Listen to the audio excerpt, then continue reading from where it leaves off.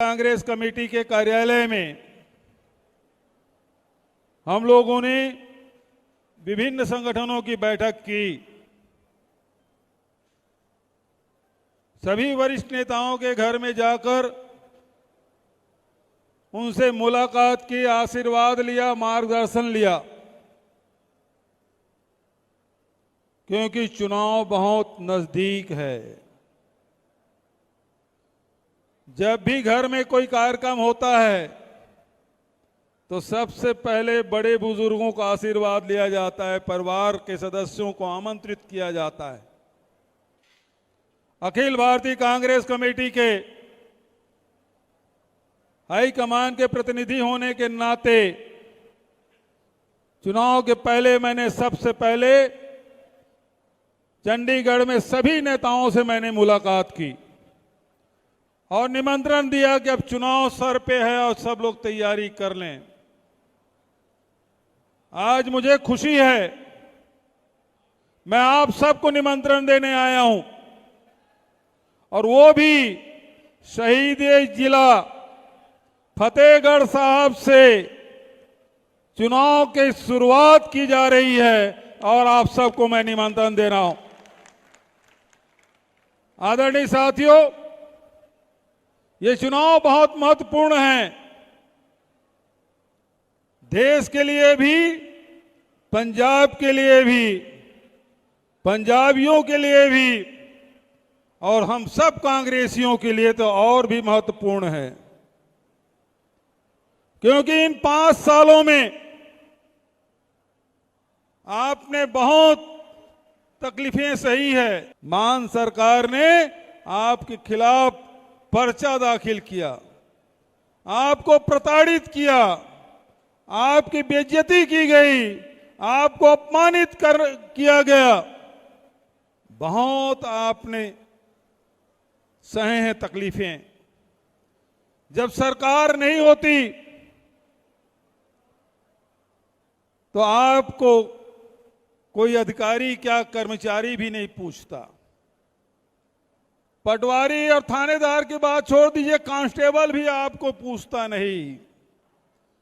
छोटे छोटे काम होते हैं मेरे साथियों के, उनका काम पटवारी के पास होता है, उनके पास बिजली विभाग के कर्मचारी लाइनमैन के पास काम होता है, उनके पास थानेदार के पास काम होता है, उनके पास एग्रीकल्चर के छोटे छोटे कर्मचारी अधिकारी से काम होता है, उनको कलेक्टर से, एसपी से काम नहीं होता। लेकिन जब आप अपने साथियों को ले जाके थाने में खड़े होते हैं और आपकी जब सुनवाई नहीं होती तो बड़ी तकलीफ होती है। तो सबसे ज्यादा यदि किसी ने झेला है, कोई प्रताड़ित हुआ है, तो कांग्रेस का आम कार्यकर्ता हुआ है। बड़े नेता तो अपना काम निकाल लेते हैं, उनका काम नहीं रुकता, चाहे वो सत्ता में रहे चाहे ना रहे। लेकिन सत्ता ना हो तो कार्यकर्ताओं को बहुत तकलीफ होती है। सत्ता इसलिए चाहिए कि हम अपनी सरकार की अपनी योजनाएं हम लागू कर सकें, हम अपने साथियों को न्याय दिला सकें। जहां न्याय अत्याचार हो आप अपने प्रभाव से उसको न्याय दिला सकें, इसलिए सत्ता चाहिए। जब आपका विधायक हारता है, आपका एमएलए चुनाव हारता है, तो फटाके आपके घर में फूटते हैं, आपके खिलाफ नारे लगाए जाते हैं, आपके दरवाजे में फटाका और नगाड़े बजाए जाते हैं। क्यों? क्योंकि उस गांव में, उस पिंड में, उस पोलिंग बूथ में आप ही कांग्रेस के झंडा बरदार होते हैं, आप ही कांग्रेस की पहचान होते हैं, आप ही प्रतिनिधि होते हैं। वहां कोई सुरेंद्र खड़ा नहीं होता, वहां डॉक्टर अमर सिंह खड़े नहीं होते, वहां नाभा नहीं खड़ा होता, वहां नागरा खड़ा नहीं होता, वहां राजा वड़िंग नहीं खड़े होते। वहां खड़ा होता है तो आप और आपके साथी खड़े होते हैं। लहर में नहीं जीता जाएगा,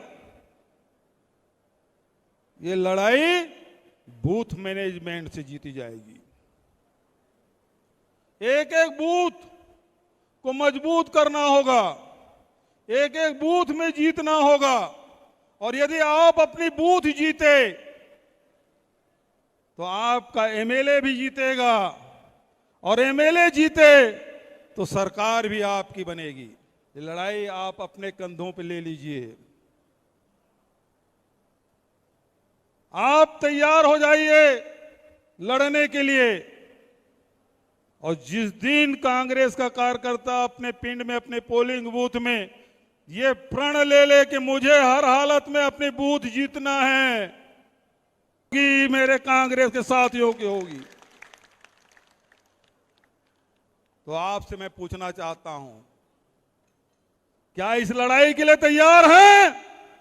हैं तो हाथ उठा के बताइए आप तैयार हैं।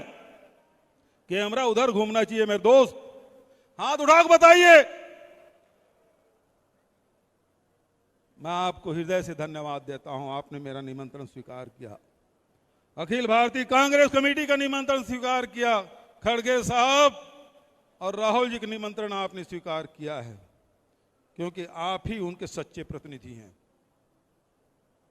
आदरणीय साथियों, पंजाब की बहुत पुरानी परंपरा और संस्कृति है, पंजाब की अलग पहचान है देश और दुनिया में। पूरे देश की निगाह आप पर है, दुनिया की निगाह आप पर है। पंजाब में कुछ भी हो तो देश में चर्चा होती है, लेकिन दुनिया में भी चर्चा कम नहीं होती। इसलिए पूरी दुनिया की निगाह इस चुनाव में है। एक वैचारिक लड़ाई, एक सैद्धांतिक लड़ाई आपको लड़नी है। आज जो राहुल जी जो कह रहे हैं, ये विचारों की लड़ाई है। ये लड़ाई हम सब की रक्षा के लिए है, ये लड़ाई संविधान की रक्षा के लिए है,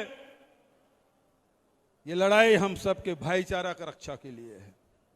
हमारी पहचान भाईचारा के नाम से है, प्रेम के नाम से है, एक दूसरे सहयोग करने के नाम से है, बंधुत्व के नाम से है। और यही हमारे संतों ने, महात्माओं ने, महापुरुषों ने ये सीख दी है और पूरे दुनिया को दी है।